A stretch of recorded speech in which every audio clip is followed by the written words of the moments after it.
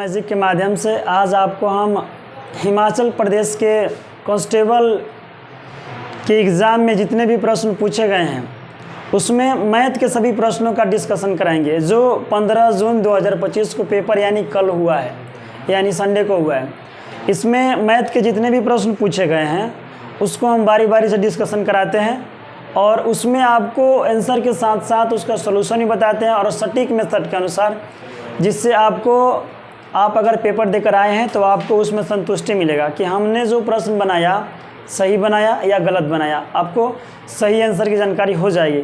तो चलिए हम शुरू करते हैं। प्रश्न पहले से ही शुरू करते हैं। देखिए, पहला प्रश्न है कि एक दुकानदार अपने ग्राहक को 10% का छूट देता है। एक दुकानदार अपने ग्राहक को 10% का छूट देता है और फिर भी एक उत्पाद पर 20% का लाभ कमाता है। यदि उत्पाद का क्रय मूल्य 450 है तो अंकित मूल्य ज्ञात करना है। अंकित मूल्य ज्ञात करना है। अंकित मूल्य मिस होता है ना, मार्क प्राइस। जो क्रय मूल्य से बढ़ाकर अंकित किया जाता है उसको अंकित मूल्य कहते हैं, यानी मार्क प्राइस कहते हैं। देखिए, सबसे पहली बात, जब 10 का छूट दिया तो हम आपको जानकारी के लिए बता देते हैं कि जब भी छूट दिया जाएगा तो 100 में कम करेंगे, अगर उसको लाभ होगा तो 100 में प्लस करेंगे और क्रय मूल्य को 100 माना जाता है। कोई समस्या ना है। अच्छा, अब देखिए, 10 का छूट दिया इसका मतलब 90, 10 का छूट दिया इसका मतलब 90। अच्छा, क्रय मूल्य दिया कितना है जी? 450। अब सुनिए, फिर भी उसको 20 का लाभ हुआ। 20 का लाभ का मतलब क्या हुआ? 120। और आपको तो पता है जी किस संख्या को हम कहाँ लिखते हैं। सबसे पहले हम लिखेंगे 450, फिर गुना में 120, फिर बटे में लिखेंगे 90। 90 से ये कट जाएगा कितने बार में जी? 5 बार में। और 12 से 120 से 5 में गुना करेंगे तो कितना हो जाएगा आंसर मेरा? 600। यही मेरा आंसर है जी। तो हमें तो नहीं लग रहा है कि 10-20 सेकेंड से ज़्यादा समय लगा, आपको भी उतना ही समय लगा होगा जितना में हम बनाए हैं। और इसका 600 आंसर बिल्कुल एक ही टाइप का 2 प्रश्न पूछ दिया, केवल अंक चेंज किया जी। देखिए, एक दुकानदार अपने ग्राहक को 20% का छूट देता है, फिर भी एक उत्पाद पर 10% का लाभ कमाता है। यदि उत्पाद का क्रय मूल्य 500 रुपया है तो अंकित मूल्य ज्ञात करें। अब सुनिए, जब 20 का छूट दिया तो इसका मतलब क्या हुआ जी? 80। 80 बराबर 500। अब सुनिए, 10 का लाभ हुआ तो 110। 500 पहले लिखेंगे, गुना में 110 लिखेंगे और बटे में 80 लिखेंगे। यहाँ तक तो कोई समस्या नहीं है जी। हमें लग रहा होगा कि आपको खूब अच्छा समझ में आ रहा होगा। अच्छा, 1 0 से 1 0 काट दिए, 2 से 4 बार में, 2 से 25 बार में, फिर 2 से 2 बार में, फिर 2 से 55 बार में। अच्छा, अब हम क्या करेंगे, यहाँ 55 से और 25 में गुना कर देंगे। तो गुना करेंगे तो 125, फिर 5 2 1 यानी 5, 5 और 2 7, 2 और 1 3, 5 5 और 2 7, 2 और 3 और 1 यहाँ 1 है तो 1। अब इसमें क्या करेंगे, 1375 में 2 से भाग देंगे। तो जब 2 से भाग देंगे तो 2 से 6 बार में 12, 1 आ गया, 2 8 16, 2 8 16, फिर 2 से 6 बार में 12, फिर 2 8 16, फिर 1 उधर चला गया तो 2 7 14 और 0.5, यानी मेरा आंसर हो गया 687.5। 687.5। हमें तो नहीं लग रहा है कि आपको कोई दिक्कत है। और 687.5 ऑप्शन नंबर सी में। हम तीसरा प्रश्न देखते हैं। तीसरे प्रश्न में आपके सामने रखा हुआ है जी। देखिए, किसी त्रिभुज का एक बाह्य कोण 100 डिग्री के बराबर है तथा 2 आंतरिक समूह कोण बराबर है, तो इनमें से प्रत्येक कोण बराबर है।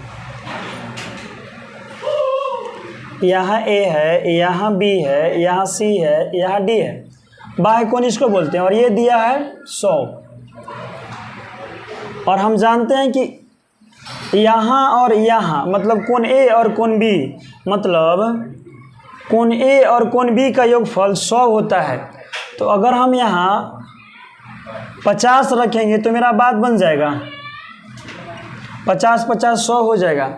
लेकिन आप यह भी बात बोल सकते हैं ना कि आपको कैसे मालूम चला कि 50 होगा। हमको इसलिए मालूम चल गया कि प्रश्न में यह बात बोला कि समूह को कोण बराबर है। अगर हम 100 को 2 भागों में बांटेंगे तो 50 50 ही बांटेंगे। अगर 50 से कम होगा तो भी बात नहीं बनेगा, ज़्यादा होगा तो भी बात नहीं बनेगा। इसलिए हम बोल सकते हैं कि यहाँ आंसर आपका 50 डिग्री हो जाएगा, जो बिल्कुल सही है। अगर आप एक मेथड से और सोचते हैं तो देखिए, अगर मान लीजिए यहाँ ऐसे कर दिए, ए है, बी है, सी है, कोई दिक्कत नहीं है। यहाँ 100 है तो आप जानते हैं कि ये x मान लिए, हम ये x मान लिए, क्योंकि दोनों इक्वल है, हमें तो पता है नहीं। तो हम क्या किए, x और x, 2x बराबर 100, तो x बराबर 100 बट्टे में 2 यानी 50। तो यहाँ से भी 50 मिला हमें, कोई दिक्कत नहीं है। चलिए, बहुत अच्छी बात है, इसका भी आंसर आपको मालूम चल गया और आप आंसर मिला भी लिए होंगे। अब देखते हैं अगला प्रश्न, चौथा प्रश्न में हम देखेंगे कि √3 और √2 और √3 के बीच परिमेय संख्या कौन सी होगी। ये देखिए, ये हमें प्रश्न मिला हुआ है, ओरिजिनल प्रश्न हमें नहीं मिला हुआ है। संख्या यही था, भाषा कुछ और हो सकता है, लेकिन आंसर भी यही होगा। देखिए इधर, पहले बात आपको हम एक बात समझाते हैं। √2 को हम लिख सकते हैं 1.414 और √3 के बदले हम लिख सकते हैं 1.732। और जब दोनों को जोड़ेंगे यानी 2 और 4 6, 3 और 1 4, 7 4 11 और 2 और 1 3, यानी 3 दशमलव कुछ आएगा। और 3.144 में भाग देंगे 2 से तो मेरा 1.5 कुछ आएगा, लेकिन ऑप्शन में 1.5 था तो हम 1.5 बोल सकते हैं। देखिए, ये प्रश्न आपसे पूछा कि 32 के पावर में 2/5। अच्छा, एक बात बताइए कि आप 32 को अगर गुणनखंड करते हैं 2 से 16, 2 से 8, 2 से 4, 2 से 2, 2 से 1, 2 को आप कितना बार लिख सकते हैं, 2 के पावर 5। और यहाँ देखिए 2/5 है। अच्छा, आप एक फार्मूला जानते भी होंगे कि a के पावर में m होता है और उसके पावर में n होता है, तो a के पावर m गुने n होता है। मतलब मेरे कहने का मतलब कि पावर से पावर में गुना हो जाता है, कोई समस्या नहीं है। तो हम यहाँ क्या करेंगे, 2 के पावर में 5 और गुना में 2 के बट्टे में 5, तो 5 से 5 कट गया, यानी 2 के पावर 2, इसका आंसर 4 हो गया। बहुत आसान प्रश्न पूछा था जी, बहुत आसान पूछा था। देखिए, कोई समस्या नहीं है, इसका सही आंसर 4 है। बाकी देखते हैं अगला प्रश्न। फिर जानते हैं कि वक्र पे क्षेत्रफल πr/l होता है। पाई की वैल्यू 22/7 होता है, r की वैल्यू दिया हुआ है 7, l की वैल्यू 10 दिया हुआ है। 7 से 7 कट गया, 210। 8 से 4 में गुना कीजिएगा 32, 8 में 4 में गुना 32 और 1 33, अब बट्टे में 8, अब भाग दीजिएगा तो 4.125 आएगा। यही आपका आंसर है और हमें ना लग रहा है कि कोई समस्या है। बहुत आसान प्रश्न पूछा जी। और देखिए, बेलन जो होता है ना, बेलन जो है तो उसके आधार में त्रिज्या बनता है और त्रिज्या बेलन के आधार में वृत्त बनता है, वृत्त। और आप जानते हैं कि वृत्त का परिमाप 2πr होता है। वृत्त का परिमाप कितना होता है, 2πr। और प्रश्न में बोला है कि 88 सेंटीमीटर लंबाई से उसका आकृति बन रहा है, उसके आकृति का निर्माण हो रहा है। तो हम यहाँ बोल देंगे 2πr बराबर कितना जी, 2πr बराबर कितना, समझ में आ रहा है। 2πr बराबर 88 हो गया। अब देखिए, यहाँ से देखिए, ठीक है ना जी, कोई समस्या है ना, दिख रहा है ना। देखिए, 2 पाई की वैल्यू 22/7 गुना में r बराबर में 88। अब देखिए, 22 से 2 बार में 44 और 44 से 2 बार में काट देंगे, कोई समस्या ना है, यानी r बराबर हम बोल सकते हैं 14 सेंटीमीटर आंसर। घनाभ का कुल पृष्ठ क्षेत्रफल बताना है। आपको ये पता है l + b + h कितना बाबू, 20, कोई समस्या ना है। अब सुनिएगा, विकर्ण दिया, विकर्ण होता है √l² + b² + h² बराबर कितना दिया, 10। अगर आप स्क्वायरिंग बोथ साइड करते हैं तो l² + b² + h² बराबर 10 का स्क्वायर 100 हो जाएगा। दोनों तरफ स्क्वायर कर दिया हम, इधर भी स्क्वायर कर दिया, इधर भी स्क्वायर कर दिया, तो स्क्वायर से तो रूट कट गया और 10 का स्क्वायर 100 हो गया। अच्छा, लंबाई चौड़ाई ऊंचाई का योगफल दिया हुआ है।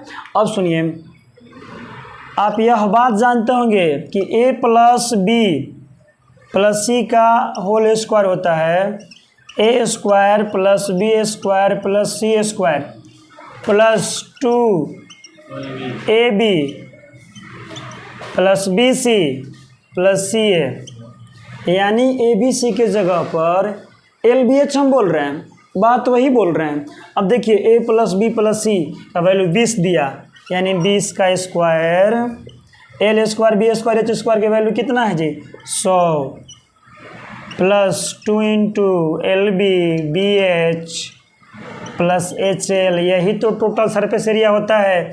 यानी हम बोल सकते हैं 2 into L B B H plus H L बराबर 400 माइनस 100, यानी सही आंसर कितना आ गया जी 300, इसका सही आंसर आ गया। बस 65 में आप 16 से भाग दे दीजिए, और भाग देना तो आपको आता होगा, इसका आंसर हो जाएगा 4.60625।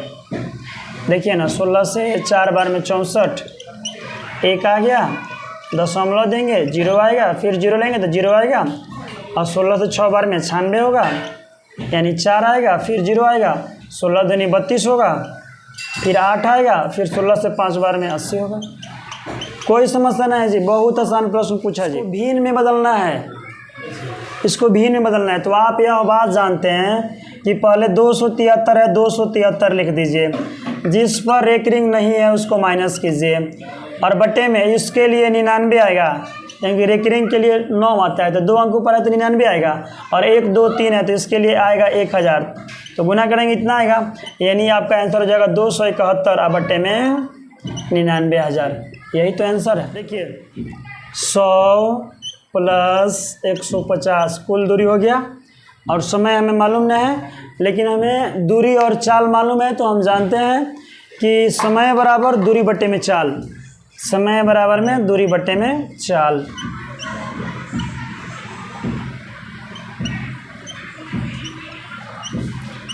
सुनिए 250 हो जाएगा, और यहाँ देखिए, यहाँ तो 1 हो गया जी, 3 से 5 बार में, 3 से 3 बार में।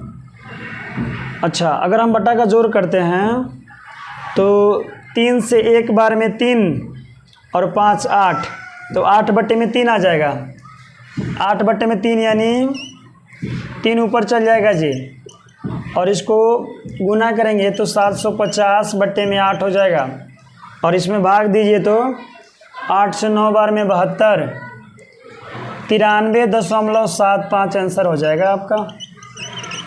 बहुत आसान था जी। कौन त्रिभुज के 2 न्यून कोण बराबर है, आप यह बात जानते हैं कि ये 90 डिग्री होगा, ये 90 डिग्री होगा, और दोनों कोण बराबर है न्यून कोण, यानी ये कितना कितना होगा, क्योंकि हम जानते हैं तीनों कोणों का योगफल कितना डिग्री होता है 180, और ये दोनों न्यून कोण है, यानी 45 होगा, यानी मेरा आंसर कितना हो गया 45 डिग्री। ये तो बहुत आसान प्रश्न पूछा ना। समांतर भुजाओं का योग, समांतर भुजाओं का योग का फॉर्मूला होता है 1/2 इंटू ए प्लस बी गुना में ऊंचाई।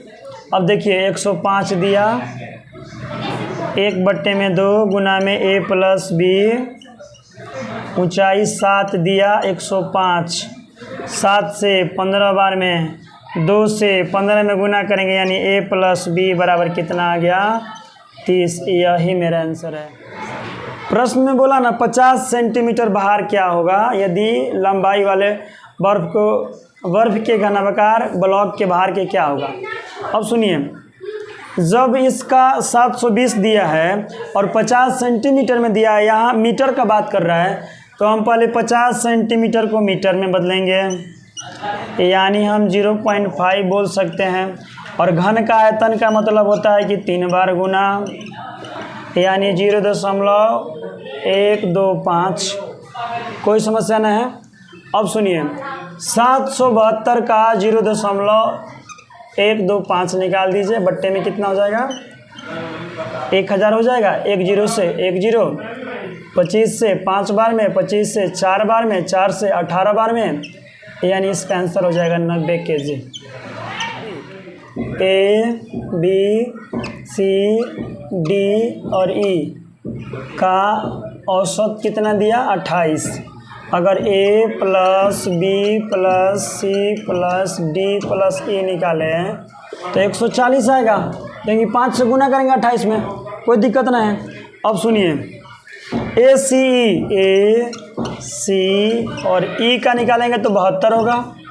अच्छा 140 में से 72 आएगा तो किसका किसका बचेगा B और D का, B और D का। तो 10 में से 2 गया 8 और इधर बच गया और 13 में से 7 गया 6। अब औसत पूछ रहा है ना, तो 2 से भाग देंगे। B और D का औसत पूछ रहा है तो हम 2 से भाग देंगे, मतलब ये मेरा आंसर आ जाएगा 34। पूछ रहा है ना कि चौका नहीं मारने की, 42 बॉल में 8 बॉल तो खेला, 8 बॉल खेला तो 8 बार चौका मार दिया। नहीं मारने के लिए ना 42 में से 8 माइनस कर दीजिए, कितना आएगा, कितना आएगा 34। अब बट्टे में टोटल यानी 42, यानी इसका 17, अब बट्टे में 21 आंसर हो गया। बहुत आसान पूछा। 7 नर और 5 मादा मछली एक टैंक से यादृच्छिक रूप से निकाली जाती है, तो निकाली गई मछली के मादा मछली होने की प्रायिकता, मादा होने की प्रायिकता, क्या होने की प्रायिकता, मादा। मादा कितनी है 7, टोटल कितना होगा 7 5 12। यही आपका आंसर है जी। प्रश्न में बोला ना कि बहुलक और माध्यिका का अंतर 24 है, यानी मोड और मीडियन का अंतर 24 दिया, ये प्रश्न में दिया है। और आपसे माध्यिका और माध्य का अंतर पूछ रहा है, यानी मीडियन और मीन का अंतर पूछ रहा है। मोड और मीडियन का अंतर 24 दिया, मीडियन और मीन का अंतर पूछ रहा है। अब देखिए इधर मोड बराबर 3 median -2 mean. Mean mode median समझ में आ गया। अच्छा उसके बाद देखिए इसको ऐसे लिख सकते हैं हम, 2 मीडियन प्लस मीडियन मतलब 1 मीडियन -2 मीन, और फिर इसको हम माइनस इधर कर लेंगे, इधर माइनस कर लेंगे इस मीडियन को,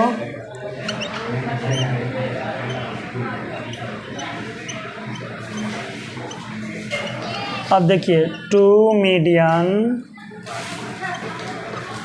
-2 मीन, और हम क्या किए, हमें मोड और मीडियन की अंतर दिया हुआ है जी कितना 24। हम 2 कॉमन ले लिए, मीडियन माइनस मीन 2 से काट दिए, यानी मीडियन माइनस मीन बराबर आंसर आ गया 12। कोई यहाँ हिमाचल पुलिस में पूछे गए जितने भी प्रश्न थे मैथ के सभी का डिस्कशन कर दिया गया, बाकी आप आंसर मिला सकते हैं। ठीक है, चलिए कल मिलते हैं। ठीक है, नमस्कार।